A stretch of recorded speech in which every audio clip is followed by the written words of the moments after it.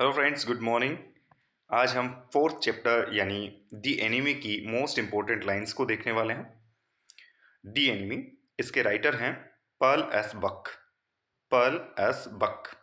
बक Buck से आपको याद रह सकता है दी एनिमी। इस चैप्टर में बताया गया है कि एक अमेरिका का सैनिक जो है वह जापान के तट पर एक डॉक्टर के घर के सामने बिल्कुल मरने जैसी स्थिति में आ पहुंचता है।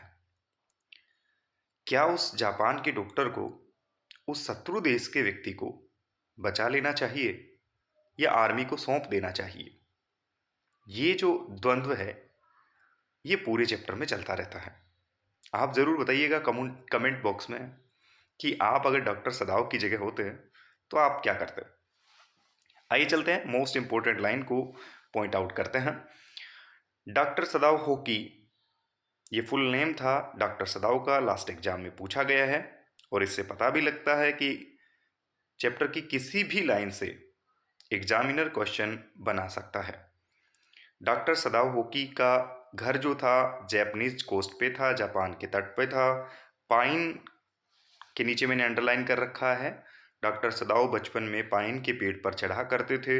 हिज फादर, उनके पिताजी जो थे, उनको ले जाया करते थे। He'd often take him to islands, द्वीप दिखाने ले जाया करते थे समुद्र के, और कहा करते थे, क्या कहते थे?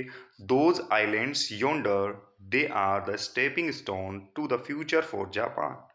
ये जो दूर दिखाई दे रहे समुद्री द्वीप जो हैं वो जापान की प्रगति उन्नति के लिए महत्वपूर्ण साबित होंगे। ये वर्ड याद रखना है, सदाओ के पिताजी के हैं। आइए देखते हैं। His father who never joke and play, पिताजी कभी भी जोक नहीं मारते थे और नहीं खेलते थे सदाओ के साथ, लेकिन वो जो है his education was father's chief concern, उनका चीफ कंसर्न जो था वो सदाओ की एजुकेशन था। What was his chief concern, ये क्वेश्चन इस बार बन सकता है। नेक्स्ट पेज पे हम देखते हैं कि 22 वर्ष की उम्र में, एट द एज ऑफ 22, 22 वर्ष की उम्र में सदाओ को अमेरिका भेजा जाता है सर्जरी और मेडिसिन की पढ़ाई के लिए। एट 30 वर्ष की उम्र में डॉक्टर सदाओ जो है वो एक प्रसिद्ध सर्जन और साइंटिस्ट बनकर जापान लौटते हैं। वो फेमस हैं रेंडर वुंड्स एंटायरली क्लीन, घाव को पूरी तरह से ठीक करने के लिए डॉक्टर सदाओ पूरे जापान में प्रसिद्ध हो जाते हैं। He had not been sent abroad with the troops, ये इंपॉर्टेंट लाइन इस बार क्वेश्चन बन सकता है यहाँ से। उन्हें कभी भी विदेश नहीं भेजा गया क्योंकि जो ओल्ड जनरल हैं सेना के, उनकी तबीयत खराब रहती है, उन्हें कभी भी ऑपरेशन की आवश्यकता पड़ सकती है, इसलिए कभी डॉक्टर सदाव को बाहर नहीं भेजा गया। He had not been sent abroad with the troops. Hana, Hana his wife, तो हाना जो है डॉक्टर सदाव की पत्नी का नाम है। उनके 2 बच्चे हैं, the 2 children. He had met Hana in America, Hana से वो अमेरिका में मिले थे। हाना भी जो है वो जापान से ही है। But he had waited to fall in love with her until he was sure she was Japanese. Hana जो है वो मूल निवासी जापान की ही थी। अमेरिकन प्रोफेसर के घर पे वो दोनों मिले थे। The professor and his wife had been kind people, दोनों ही जो हैं प्रोफेसर और उनकी पत्नी दयालु थे। प्रोफेसर का नाम यहाँ दिया गया है, याद रखना है, प्रोफेसर हार्लीज हाउस। हार्ली उन प्रोफेसर का नाम था जिनके घर डॉक्टर सदाओ जो है ठहरे थे। आगे पॉइंट है, when his father had seen her the marriage had been arranged in the old Japanese way, उन दोनों की शादी जापान में ही जापान की पुरानी परंपरा के साथ की गई। अब बात करते हैं उस सैनिक के बारे में, उस युद्ध कैदी के बारे में जो डॉक्टर सदाओ के घर के सामने आ पहुंचा था। दोनों ने, डॉक्टर सदाओ और उनकी पत्नी हाना जो है, दोनों ने उसको सा यानी देखा, मिस्ट यानी धुंध में, एक व्यक्ति को जो कि समुद्र ओशन द्वारा, महासागर द्वारा फेंक दिया गया था, वो स्टेगर अवस्था में था, बिल्कुल लड़खड़ा रहा था और वापस थोड़ा सा चलता है और वापस धुंध में जो है वो ढक जाता है। दोनों ही उसके पास पहुंचते हैं, उस अमेरिकन जो व्यक्ति है उसके पास पहुंचते हैं और देखते हैं कि उसके घाव है। और डॉक्टर सदाऊ ने देखा कि उसके right side of his lower back पर घाव है, right side of his lower back, पीठ की तरफ उसके घाव है। अब उनके मन में एक द्वंद्व चलता है कि इसको शेल्टर यानी कि निवास दिया जाए व्हाइट मैन को या फिर नहीं दिया जाए। ये दोनों पति पत्नी के मन में चलता रहता है। तभी वो देखते हैं कि बेटर केप है, टूटी हुई छत विक्षित उसकी केप है उस कैदी की, और उस पर लिखा हुआ है यूएस नेवी। अब ये कंफर्म हो गया है कि वह व्यक्ति जो था, वो एक जो सेलर जो था वो यूएस नेवी का ही था, प्रिजनर ऑफ वार था। आगे हम देखते हैं दोनों फिर सहमत हो जाते हैं पति पत्नी, और उसको उठाकर वो लोग घर के अंदर ले आते हैं। घर के अंदर कहाँ ले जाते हैं, यहाँ से मोस्ट इंपोर्टेंट क्वेश्चन बन सकता है। It had been the bedroom of doctor Sadao's father. पिताजी के जो बेडरूम है, डॉक्टर सदाऊ के पिता का जो बेडरूम था, वहां ले जाया गया। कबर्ड से रजाई निकाली गई।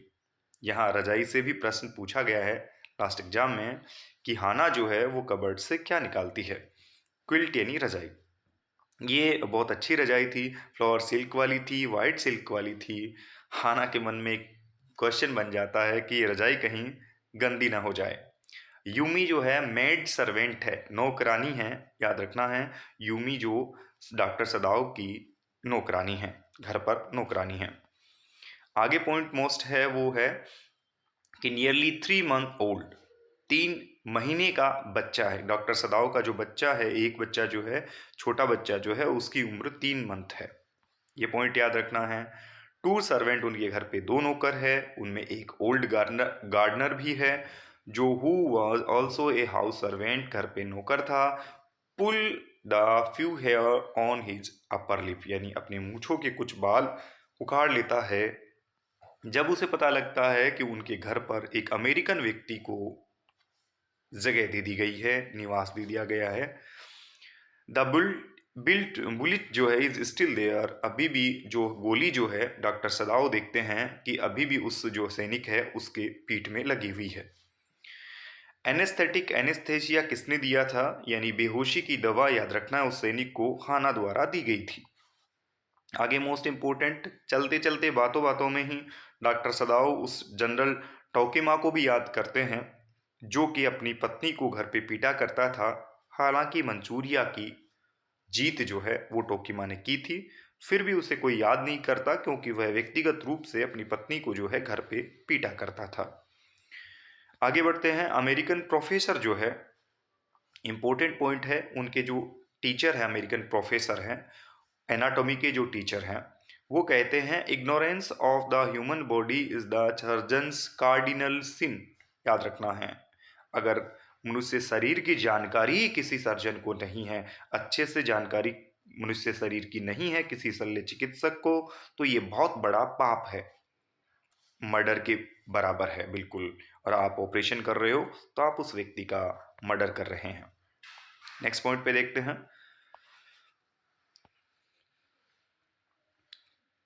Sadao's father, he had made one of the finest moss garden in Japan.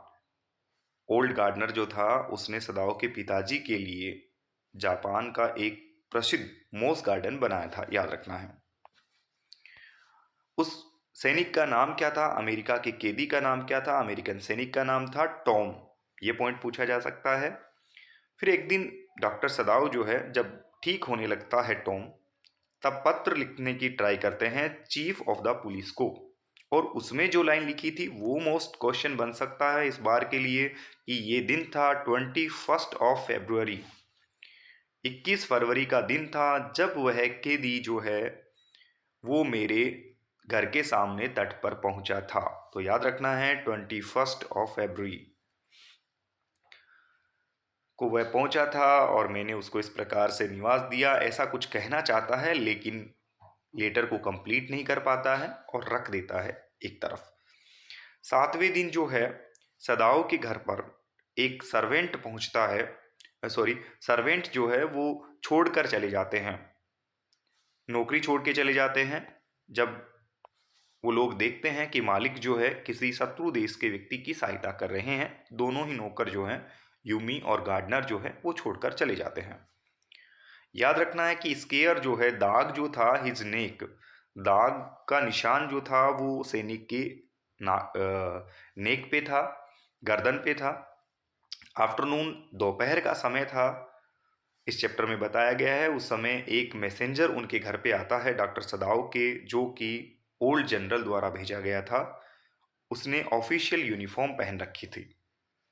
तबीयत वापस बिगड़ गई थी जनरल की और आवश्यकता थी डॉक्टर सदाव की, इसलिए बुलाया गया था डॉक्टर सदाव। डॉक्टर सदाव उन्हें जाकर पूरी कहानी बताता है जनरल को कि इस प्रकार से मेरे घर कैदी आया और मैं उसकी सहायता की, ये सारी कहानी बताई है।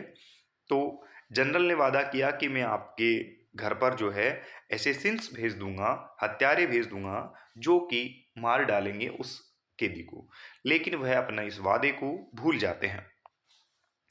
आगे बढ़ते हैं। इस चैप्टर में कौन से मोस्ट लाइन याद रखनी है? You are so well that I think if I put my boat on the shore tonight with food. अब वापस भेजने की तैयारी की जाती है इस सैनिक को। जब जनरल कोई सहायता नहीं करते हैं तो डॉक्टर सदाव ने एक प्लान बनाया, क्यों न इस सैनिक को वापस उसके देश भेज दिया जाए। और उसके लिए उन्होंने प्लान बनाया कि एक बोट के माध्यम से कपड़े वगैरह देकर, खाना वगैरह देकर इसको पहुंचा दिया जाए और उस द्वीप तक पहुंचा दिया जाए जहां से कोरियन फिशिंग बोट जो है मिल जाएगा, कोरिया की कोई जहाज मिल जाएगी और वापस ये अमेरिका पहुंच जाएगा। और उन द्वीपों पर ज़्यादा फोर्टिफाइंग नहीं है, कड़ी व्यवस्था नहीं है, कड़ी सुरक्षा नहीं है। सदाव जो है डाउन टू शोर, तट की ओर जाते हैं। फूड, उस जहाज में उस टॉम को बिठाते हैं, फूड, भोजन वगैरह और बोतल वाटर दे देते हैं। साथ ही देते हैं एक फ्लैश लाइट और देते हैं 2 क्विल्ट्स, 2 रजाइयाँ देते हैं, जो कि पॉन शॉप से दिन भर में उन्होंने खरीदी थी। ये सारा सामान उस टॉम के साथ रखकर और उस व्यक्ति को, उस सैनिक को, प्रिजनर को भेज दिया जाता है फ्लैश लाइट के साथ साथ। आगे देखते हैं।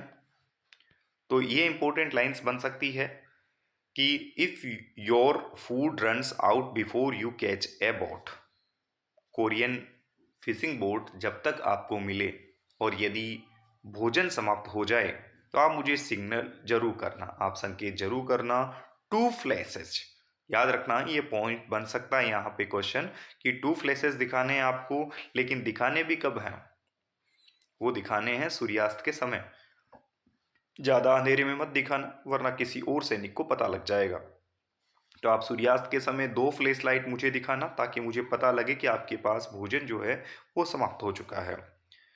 और यदि आप सुरक्षित हैं, आप ठीक हैं, तो आप 1 फ्लैश लाइट दिखाएंगे। Signal me once. आग वाग जलाना मत वहाँ पर, मछली जो है कच्ची ही खानी है वहाँ पर। अगर आप आग जलाएंगे तो जाहिर सी बात है कि जापान के किसी सैनिक को वह दिखाई दे सकती है, पता लग सकता है। ब्लैक क्लॉथ लगाकर, उसके सर पर जो है काला कपड़ा बांधकर, ताकि किसी को पता न लगे उसके बालों से कि कोई अमेरिका का व्यक्ति है। ब्लैक क्लॉथ लगाकर और उसे रवाना कर दिया जाता है। इस प्रकार डॉक्टर सदाव जो है उस सैनिक को उसके देश वापस भेज देते हैं। Thank you everybody.